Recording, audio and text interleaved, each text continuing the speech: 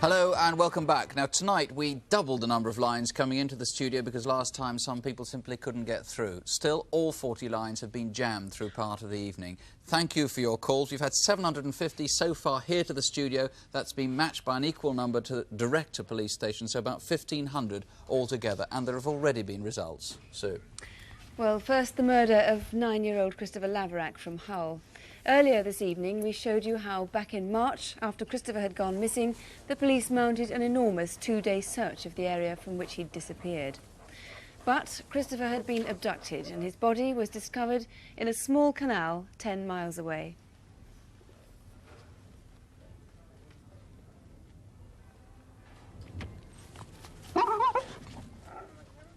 Well, Detective Chief Inspector Peter Baker, have you had any calls about that particular carpet bag? Yes, we've had calls about the carpet bag. We've had just over 80 calls in total, some about the carpet bag, but about many other aspects as well of the inquiry. What about that very vital clue, the television set? Well, we've had calls from people that have found television sets, including some people who have found ITT television sets, and obviously we're pursuing those up as soon as we can.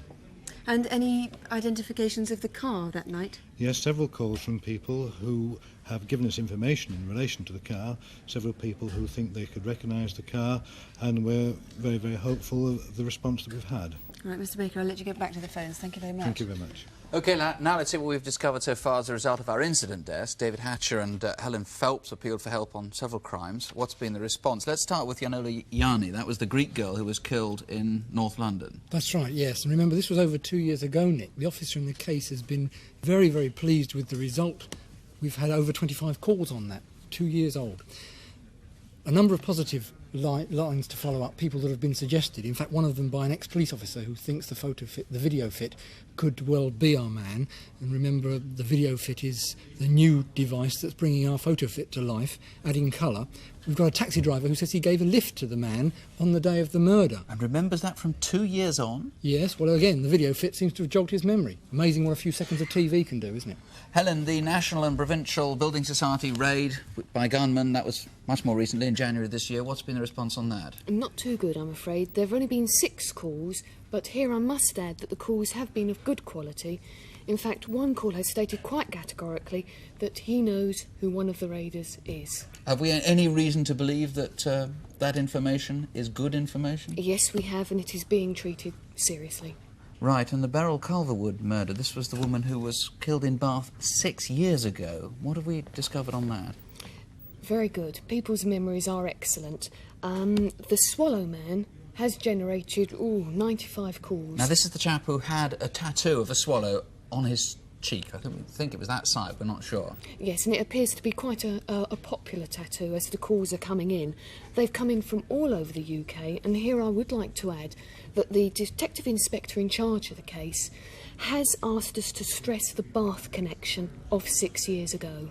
Right, so what we're looking for is not only someone who had that tattoo, but someone who might have been, or had reason to be in Bath exactly. 6 years ago. OK, yes. I gather some calls are being followed up tonight yes, on that they one. Are. The most recent crime we covered was the rape in the New Forest. Happened last week. What have we heard? That's right, the 58-year-old German tourist.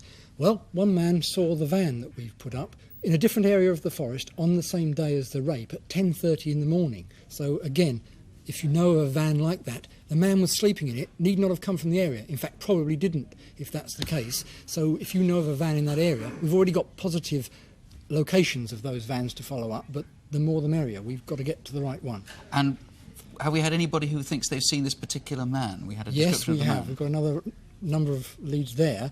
The medallion man, remember, multi-medallion man, 3 silver chains around his neck. Very distinctive.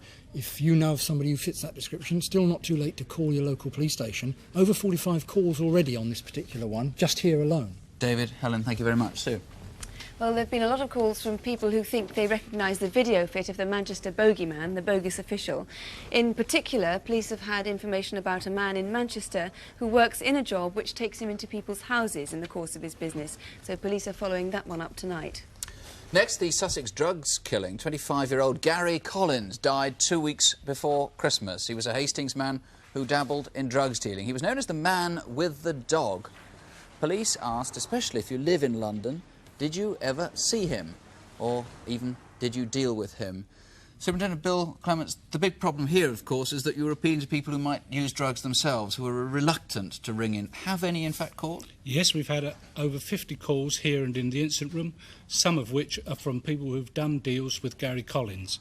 We've had calls from West and North London, Hampshire, Suffolk and Essex, all over the place. Any good quality calls, Yes. that excite you? Yes, we've had some good information and information that is being acted on at this moment. Are you able to tell me anything about that sort of information? Yes, we've had several suggestions as to the identity of the woman with the Toledo, and we've also had, as I say, several people have said they've had dealings with Gary Collins. Anyone in particular you're still trying to reach?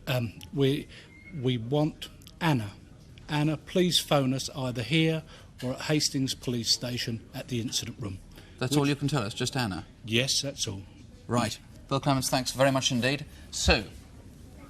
Well, certainly we seem to have had about 70 calls, all from Edinburgh to Brighton on the Aladdin's Cave from Thames Valley's Constabulary. We've had one claimant for this magnificent red bracket clock, which does seem to be pretty bona fide. We've had another claimant for the silver drinking pot with a bacchanalian feast going on. And we've had one more call which seems to be pretty certain that they own that wooden clock up the end there. Still no takers on the individual silver pieces there, but they're all very individual items, the paintings, so I'm sure we'll get more calls on that. Thank you. See, people often ask how many crank calls we get. I can tell you very few. We've had less than a dozen tonight, and thank you for that. Our lines are staying open until midnight. If you can't get through here, in a moment we'll give you local numbers you can call. If you've got CFAX, incidentally, the numbers and the summaries of all the cases will be on page 187. They'll be there till Monday. And don't forget that you can always write to us in absolute confidence, of course. This is the address, Crimewatch UK, BBC TV Centre, London W12 8QT. That's Crimewatch UK, BBC TV Centre, London W12 8QT. And we'll be back in 6 weeks' time. Thank you very much for calling if you did, and from us, good night. Bye-bye.